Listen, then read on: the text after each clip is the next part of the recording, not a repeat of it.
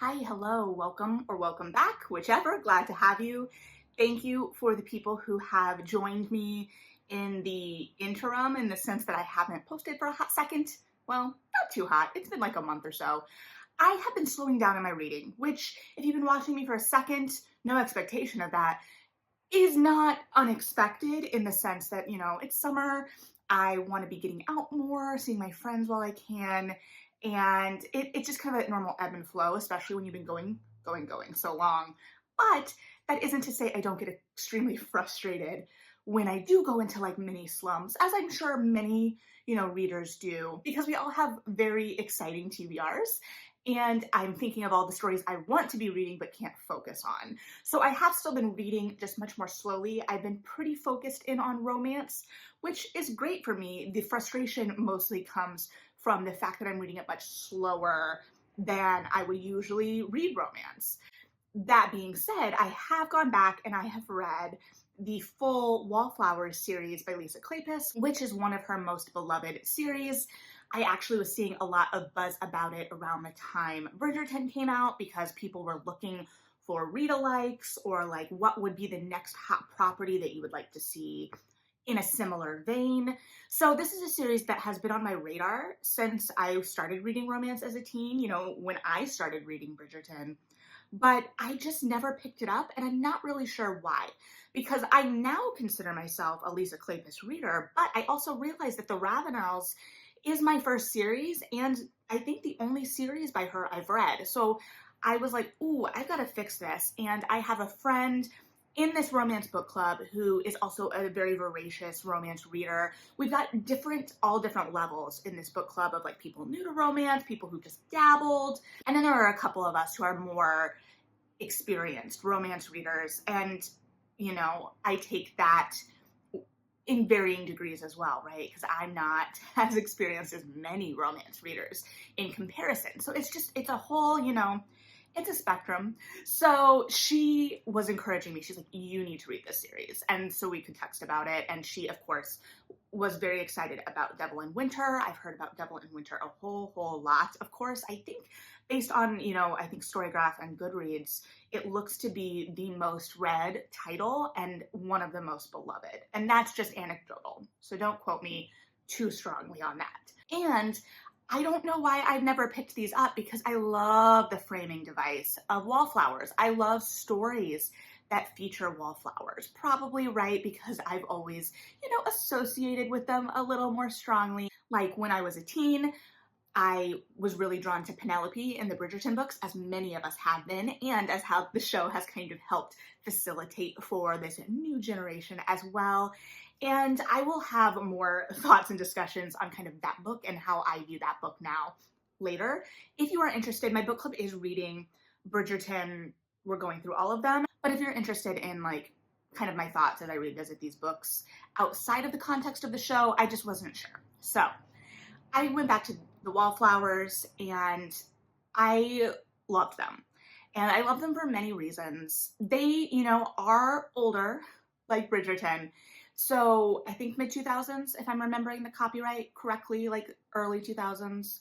So there are certain parts that don't hold up super well. As we've discussed, romance moves very, very quickly just by the nature of the beast. So the framing device, at first I was like, yes, I love Wallflowers. I love this concept.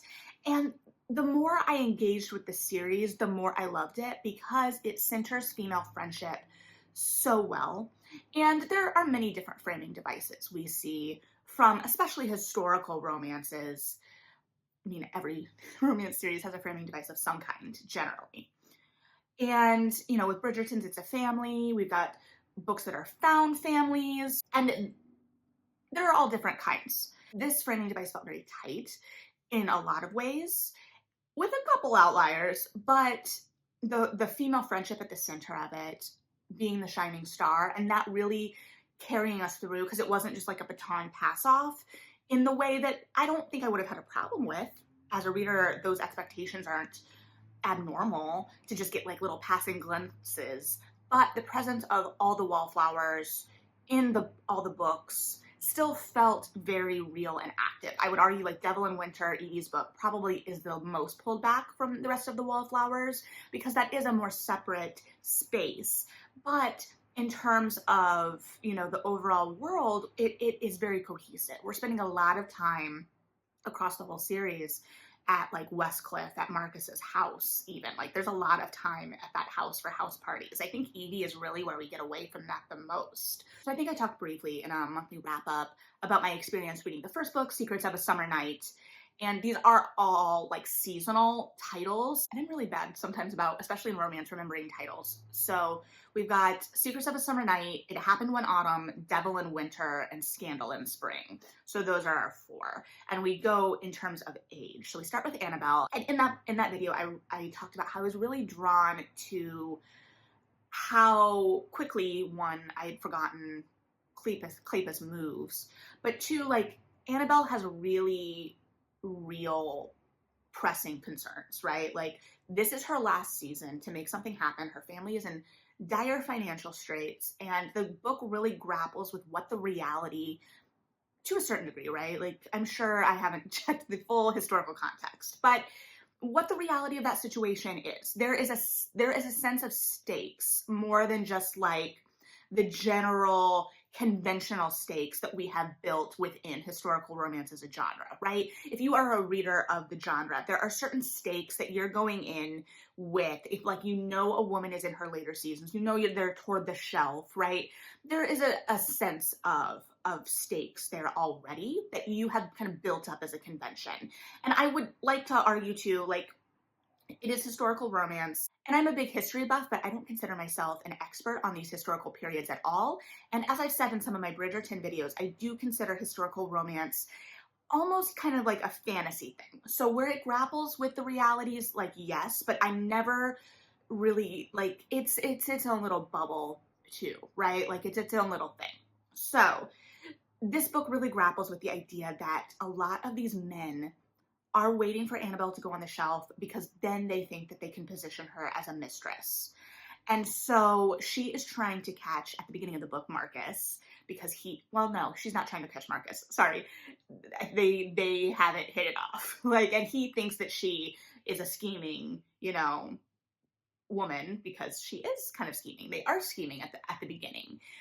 And that's neither here nor there. They're like very forceful personalities that butt heads, and we'll get into that a little bit more as well.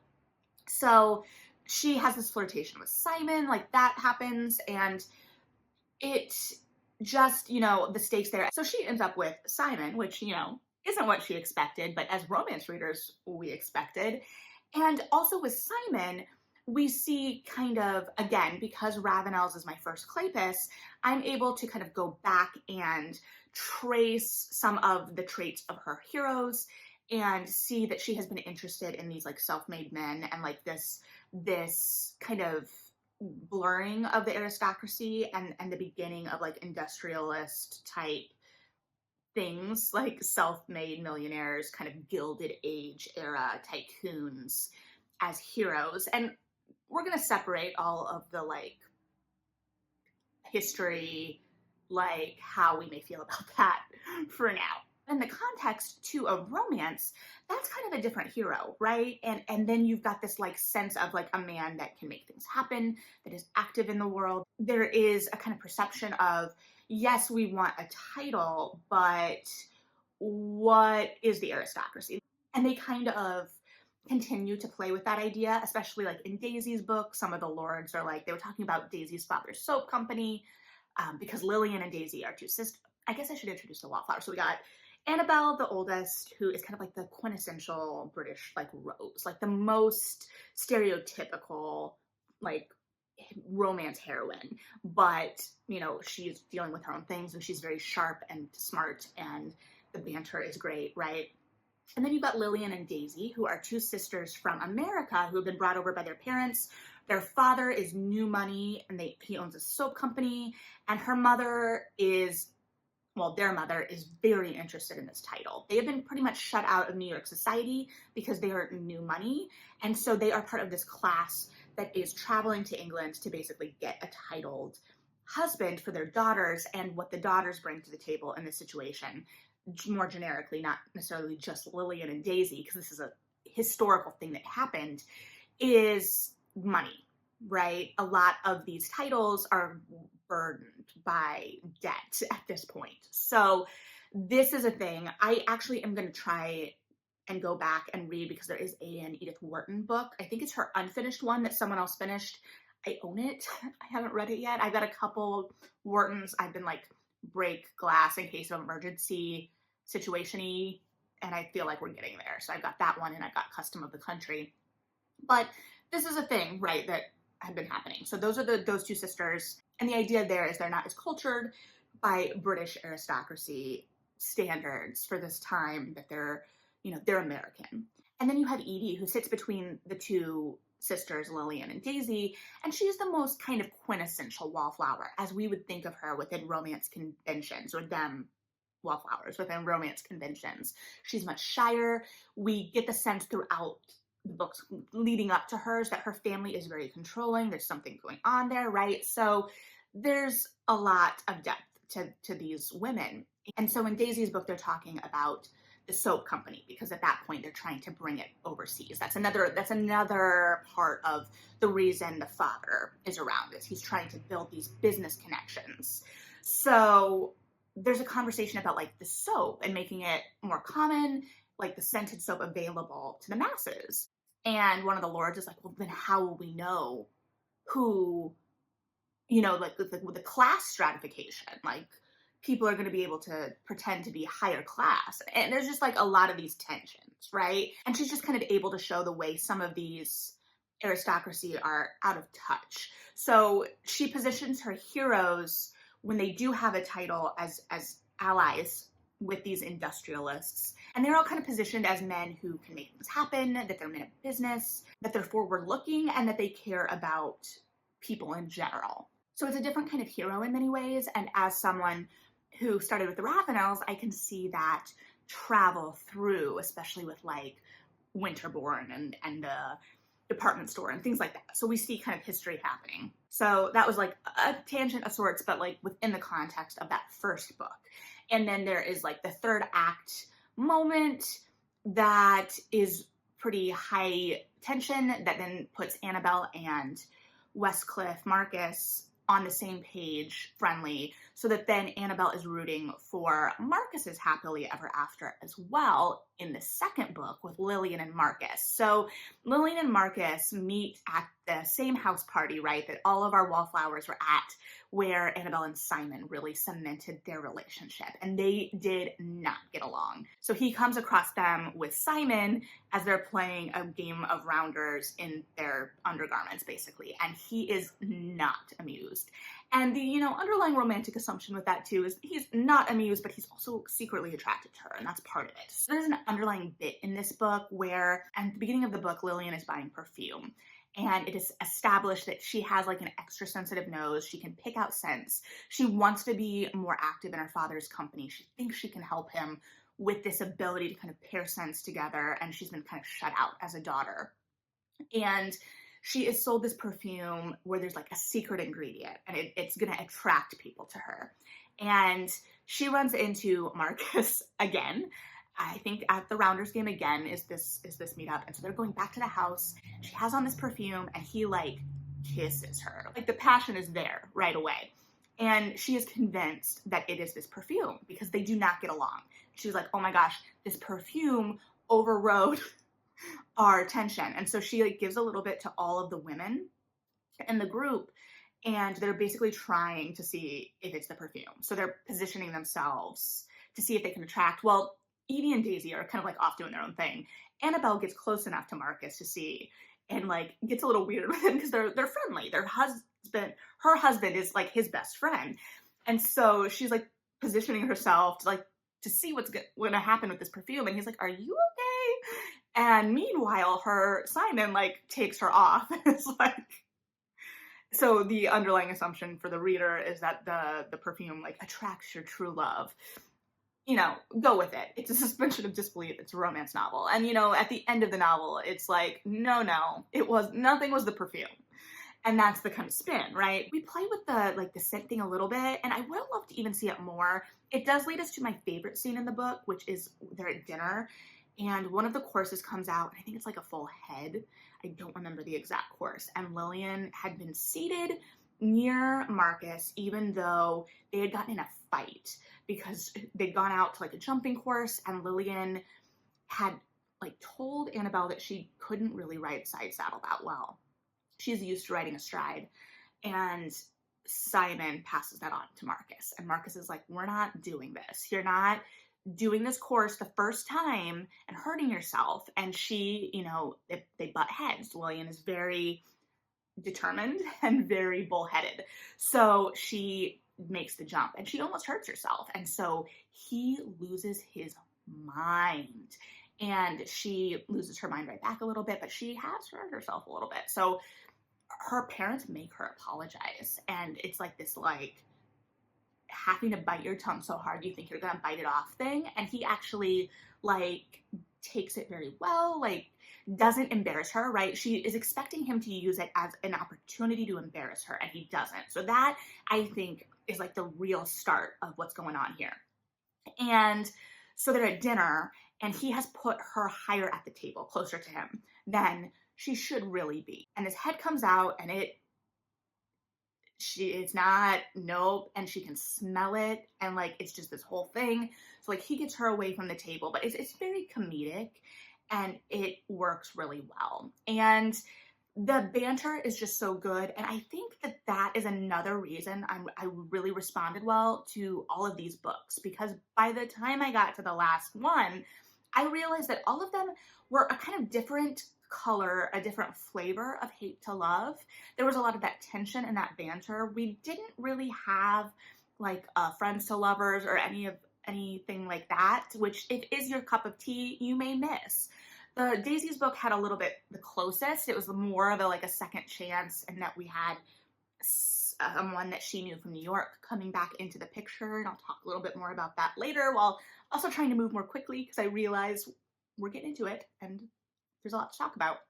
But they all have that tension, and I think that that's something that Kleypas does really well, is that interpersonal kind of like banter and tension. And another thing I really personally appreciate is that it generally, to me, felt like in these books, that third act moment, right? Like the tension, generally the breakup, right? Like the really like crux of the matter in these felt external rather than like the characters having a difficulty in their communication or having a fight, which is all valid. Those things all happen and are stumbling blocks in relationships. But these were a little bit more external. Sometimes they were a little over the top, over dramatic, a little much, but I'm not gonna lie, sometimes I really like that. So in Lillian's book, there's gonna be some spoilers. In Lillian's book, she gets kidnapped. And like, that's a whole thing. And that also sets us up perfectly for the next book. And she does this perfectly, right? So then the third book, Evie's book, is our reformed rake book. And we get a mention of St. James, her hero, in the first book as kind of a passing glance. Quick, much later in the day editing note, I am working on this and realized that I called St. Vincent St. James multiple times. I do not know why. It is embarrassing and it is completely wrong. So for the sake of knowing this is a beloved series, if you hear me say it, I'm sorry. It is wrong. You know it's wrong. I know it's wrong. And we'll just mentally replace it now. So, and then he takes more center stage in the second book. She sets these up really nicely, the first three specifically. So he takes center stage, and he is definitely the, villain of the piece by the end, and does something to the point where, like, I was texting my friend because she's like, Devil in Winter is my favorite.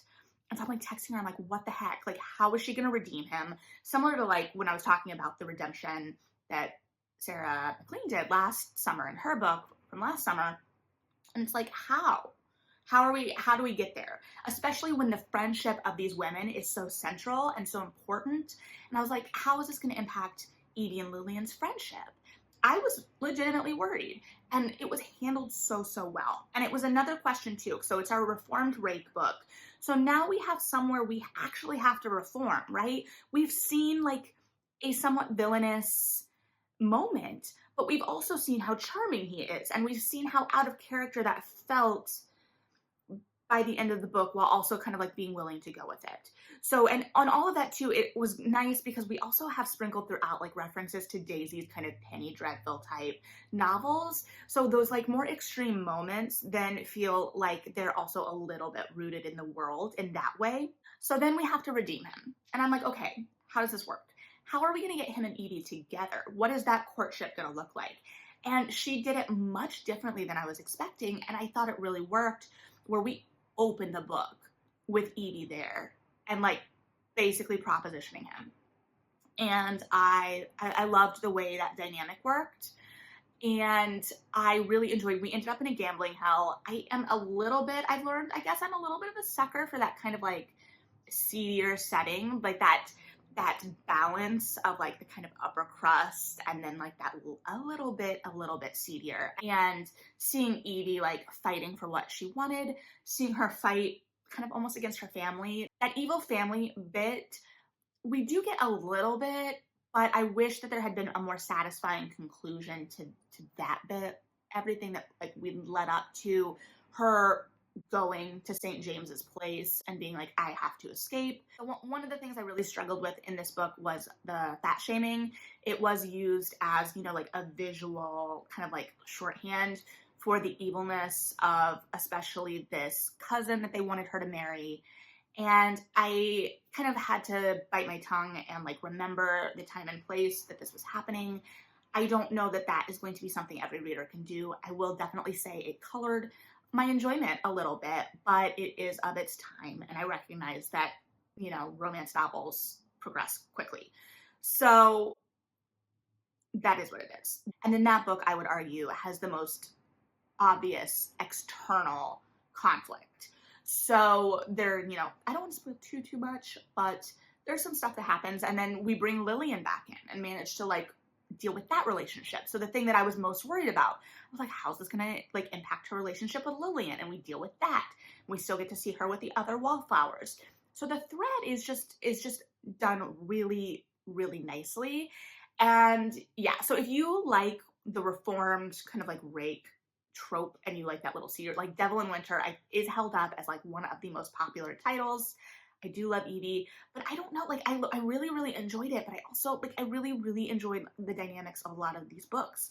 I think that it's nice that they kind of stand so well together, and I don't want to say apart because I do think there is something to the way that this flows together. And I do think Lillian and Marcus are our like strongest glue because it feels like they thread throughout the most, because in the first book we're setting them up for the second book, and then they're our kind of like common denominator for everyone and making sure that all of our characters are back at the same house party and this and that and the other.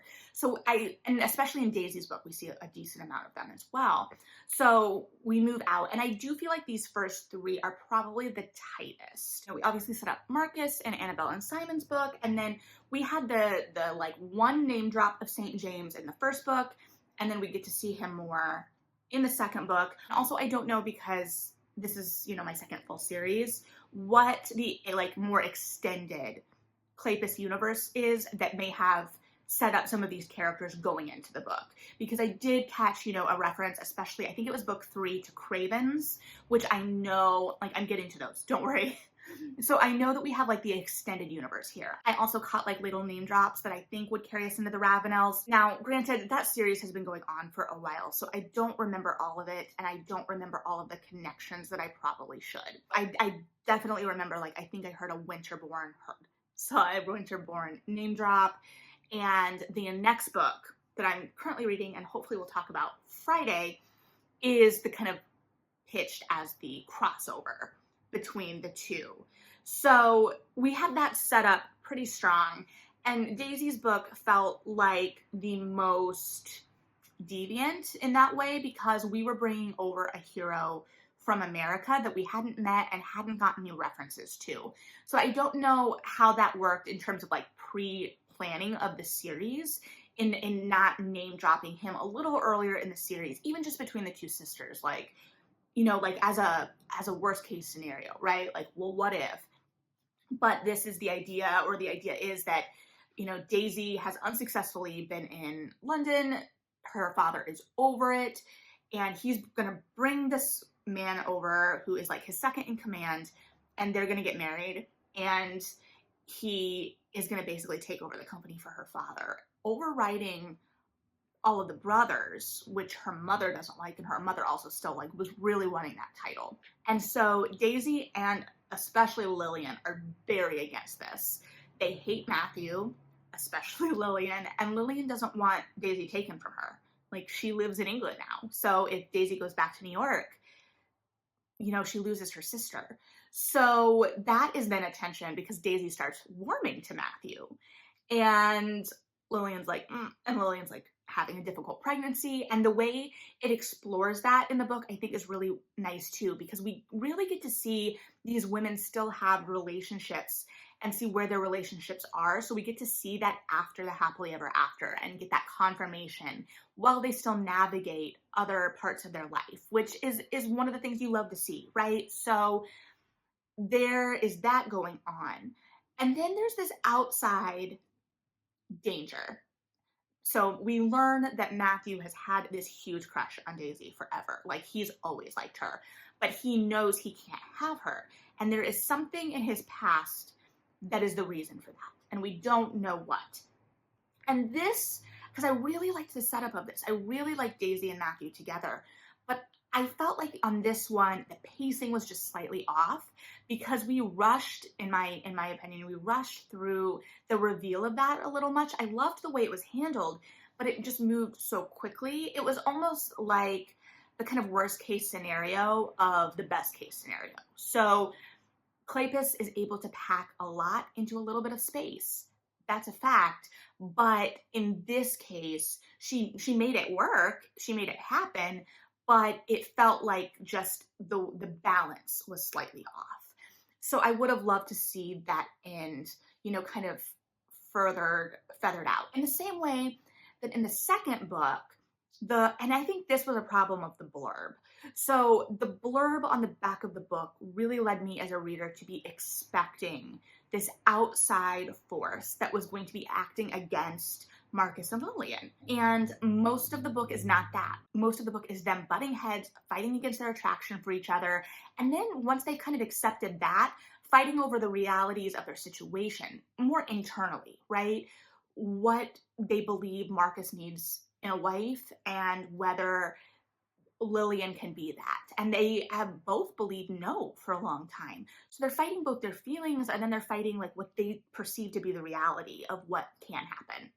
So the outside bit is very late in the book and could argue is rushed as well. All of these, have like that third act bit, but that's also part of just like the structure of the romance novel. So I didn't bother me, but I think the way the blurb was written, I was just like, wait, where's that outside force? Like, should I be looking for this? Where is it? And I also really like them having to fight the odds against the outside, right, world. So that balance was slightly off in that. I actually really enjoyed it in the second book though. In the fourth book, it just felt a little too quick for me. That is what it is. But I still really enjoyed their dynamic. I really, really liked this series, and I'm really interested to see where this new book, Devil in Disguise, which I think is the last of the Ravenels, goes, because it even says on the cover, the Ravenels meet the Wallflowers.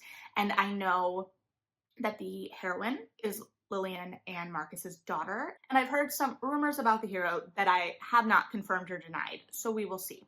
So I will hopefully be reporting back on that somewhat shortly. But yeah, this was just, it's fun to discover a series that is so loved and like get to read it for the first time. As much as I talk about, there are some things that don't hold up in this, it still feels very fresh and fun.